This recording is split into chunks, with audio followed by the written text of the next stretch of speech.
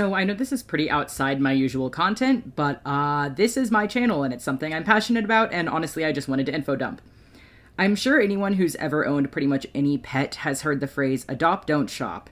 And while the initial sentiment of that statement is good, it's been warped into something that I and many other dog enthusiasts have pretty strong feelings on. So let's talk about it.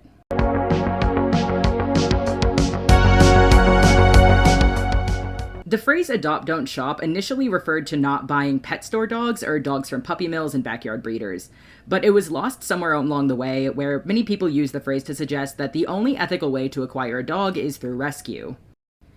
This video by no means exists to disparage shelter dogs or their owners, nor to discourage people from adopting shelter dogs. My main purpose here is not to say that all shelter dogs have behavioral or health issues, or to say anything bad about your individual rescue dog, but rather to dispel some common myths and talking points often expressed by a well-meaning but misinformed group of rescue dog owners and advocates. This video will mainly discuss three things: what is an ethical breeder, unraveling myths surrounding breeders and purebred dogs, and some reasons people may choose a well-bred dog over a rescue dog. To start out from the beginning, what is an ethical breeder? While there's some areas that are disagreed upon, I'll share what are both my personal perspectives as well as kind of the most popular consensus on the topic.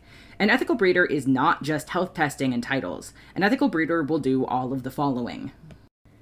They do not breed for profit. Dogs are not upcharged for certain coat colors or textures, nor overbred to produce more puppies. Ethical breeders will generally have anywhere between 1 and 3, if not 0, litters per year, all from different parents. Dogs are bred within breed standard as opposed to charging higher or intentionally breeding for quote-unquote rare colors, as well as particularly those that occur outside of breed standard. We'll talk about breed standard a bit more when we're in the myths section. Ethical breeders will generally breed for preservation, a love and connection to the breed, or for animals that are intended to go to homes for things like hunting, livestock guardians, or other working dogs.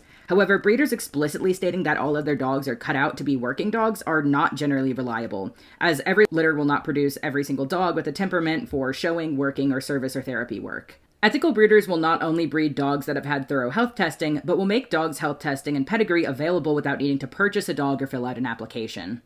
They will use puppy culture or similar puppy raising methods. Puppy culture is a way of raising dogs for breeders that exposes them to various stimuli such as sounds, surfaces, and people, both within the correct amounts and stage of development, as well as teaching basic skills and obedience like crate training, commands such as sit or stay, and potty training. It's basically the nurture part, where the good temperaments and health testing are the nature part. They will not allow the dog to end up in a shelter or be abandoned. They will take the dog back for any reason to avoid this, and will often create a contract to ensure that this is followed through on, and often will require you to keep some level of contact with the breeder to ensure the dog is spayed/neutered, kept up to date on vaccinations and other regular health maintenance, and that they are made aware of any health issues, both to make sure that your dog is cared for and to make the best decisions on future litters. I'm not sure if this last one is a common opinion or not, but it's one that I hold and have heard others express, so... The breeder will choose your puppy for you based on your wants and needs for the dog, as opposed to allowing you to choose your dog yourself based on photos or the date of pickup. If your desired dog does not fit within the breed or lines that the breeder produces, they will instead direct you to another breed, community, or breeder who's more likely to get you the dog that you want and expect.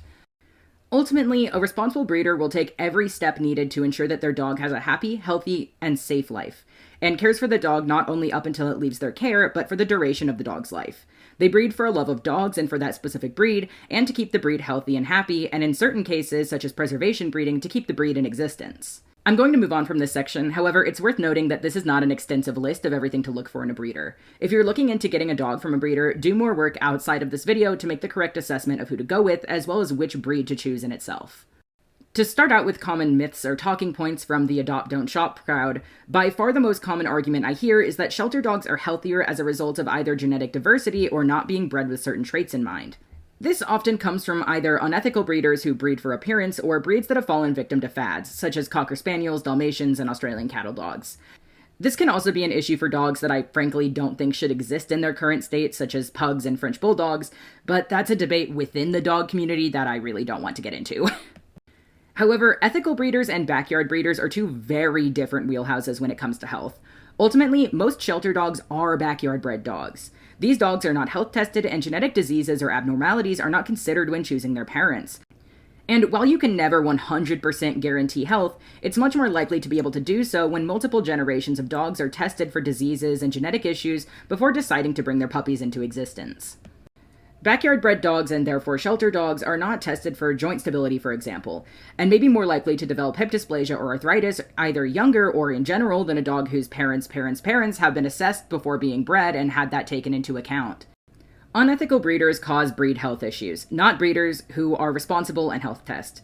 This is why it's adopt or shop responsibly. If you get a well-bred dog, you are not only going to end up with a healthier dog, but also be more likely to be able to predict health complications that may come from old age based on the breed and the individual dog's history. Ethical breeders are not the ones capitalizing on breed fads or certain colors that can lead to irresponsible breeding and not accounting for health issues. It's unethical breeders and breeders who breed for profit. Another common thing is people believing that breed standard exists purely for aesthetics or even superiority. This is not the case. Breed standard is essentially guidelines on ethical breeding. While it's by no means perfect, the reason for certain features being banned is because those features are created through things like inbreeding or mixed breeding. Double Merle, for example, is when two Merle dogs are bred together. Double Merle is not a part of a single breed standard, as it can result in deafness, blindness, and genetic deformities and abnormalities. People who breed Double Merle do it for profit, to advertise it as a rare or special color. But these breeders are not ethical breeders and their dogs do not fit in any breed standard and likely are not health tested as a result of that.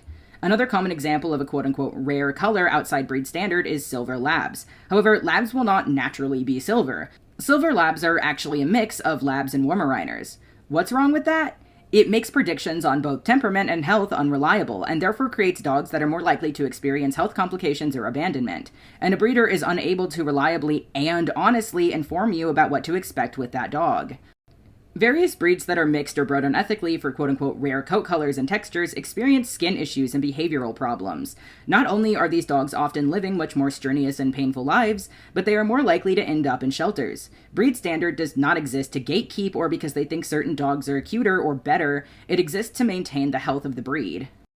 So even with all that said, why would someone choose a purebred dog when there's so many shelter dogs who need homes? There's a lot of reasons, but I'll share mine personally as someone who owns both a well-bred dog and a poorly bred dog. My childhood dog is a Golden Doodle. Golden Doodles, as mutts bred on purpose, exist as a fad and for profit. When we got my childhood dog, who is now 14 years old, we were pretty much completely unaware of everything I've discussed so far. We had a neighbor with a very sweet and well-behaved Golden Doodle named Sully. Our family dog Teal had passed away a few years prior, and we were considering getting another dog. And we chose to get a dog not only from the same breeder as Sully, but from the same parents. We did not do proper research. We just saw a very happy and well-behaved dog and went with it. I love our Golden Doodle, Levi. He's my childhood dog. Of course I love him. But he is evidently as irresponsibly bred as any other doodle. He has severe allergies that he's had his whole life, where he has to wear shirts to avoid chewing himself raw. He has severe anxiety and is extremely reactive to people he doesn't know, despite having him go through probably 7 to 8 trainers throughout his entire life. And he's been on anxiety medication since he was around 2 and is still on it to this day. I don't say any of this because it makes me love him less. He's my baby. I love him regardless. But he is not nearly as happy as he could be because of this. And comparing him to Sully, his sibling from the same breeder and same parents, is a perfect example of why breeding doodles and other mutts is a bad idea. Their health and temperaments are completely unpredictable. My other dog, Elder Price, is from a responsible golden retriever breeder who dedicates her life to her dogs and meets all of the criteria among others that I listed before. When he came home, he was already potty trained. He wasn't really scared of much of anything, had started crate training, and was very eager to please, and our board and train trainer even used him as an example for other puppies to learn to play nice and listen to commands. As an adult, he's got his canine good citizen, is remarkably well behaved, barely barks without any training, is a confident but not aggressive dog, loves people, kids, and other animals, and can go to public places no problems, and he has 0 health issues or has had any health scares. This is true of every other dog I've seen from this breeder as well, and many of their dogs go on to be service and therapy dogs. We were looking into getting another dog in a few years, as both of these dogs live with my parents, and as a person with physical disabilities, I want a dog that is less likely to end up reactive and possibly hurting me or being unable to be controlled. I want a dog like Price, who, while every dog takes work to train, will not be having to address severe behavioral issues before getting to the basics. Many people simply want predictable and healthy dogs, and that's perfectly fine. Many people need working dogs, or dogs to participate in sports from dock diving to agility to bite work. Some people honestly just like certain breeds. Some people are like me and have limitations on caring for more difficult dogs and may choose a breed based on their grooming needs, their energy level, or their eagerness to learn or train. I have massive respect for anyone who chooses to rescue a dog, and this is by no means the dog's fault if it may have health or behavioral issues, but it's ultimately just as acceptable to get a dog from an ethical breeder as it is a shelter. Lumping in ethical breeders who dedicate their lives to their dogs and to the breed does a disservice to shutting down and addressing backyard breeders, breed fads and overbreeding, and puppy mills. Adopt or shop responsibly. Hade. I stare at the populace in prayer. I look at 'em talking to